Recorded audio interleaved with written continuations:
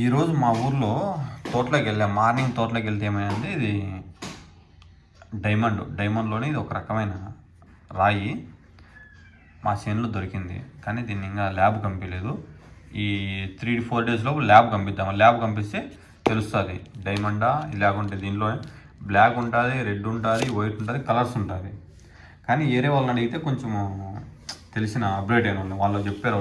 ఇది పిడుగు పడినది, పిడుగు పడిన తేనే ఇట్లా అవుతుంది ఇది రాయి అని చెప్పారు. చూడండి ఎట్లయింది. దగ్గర నేను 20 years నుండి ఏరుకుంటాను డైమండ్స్. 20 సంవత్సరాల నుండి ఏరుకుంటున్నాను. 20 సంవత్సరాల నుండి మాకు డైమండ్ ఇంతవరకు దొరకలేదని బాధపడలే. కానీ మనం ప్రయత్నం చేస్తూనే ఉంటాం. ప్రయత్నం చేస్తే ఎప్పుడో ఒకరి ఫలితం దొరుకుతుంది. అంటే కష్టపడితే ఎప్పుడో ఒకరి ఫలితం దొరుకుతుంది. కానీ దొరకేం పోదు. దీంట్లో కూడా డైమండ్ మనకి ఇంకా అనిపించలే. అంతో ఇంతో ఈ రాయి డైమండ్, కానీ దీనికి ప్రాణం లేదు. ఏమంటే ఈ పిడుగు పడినసారి మనకి ఇది దొరికింది.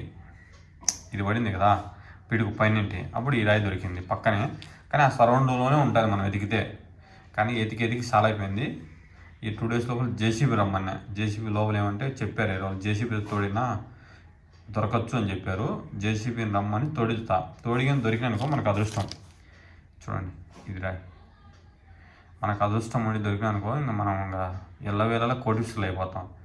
కష్టపడే ప్రభావం లేకోకుండా, పొట్టెల కాడికి పోకుండా, పసల కాడికి పోకోకుండా, గొర్రెల కాడికి పోకోకుండా, మేకల కాడికి పోకోకుండా, షాప్ అనక ఇల్లు అనక హ్యాపీగా ఎంజాయ్ చేయొచ్చు. కానీ మన అదృష్టం ఎప్పుడు తలుపు తడుతుందో నిరూపించుకోవాలి. కానీ దీనికి ప్రాణం లేదంట.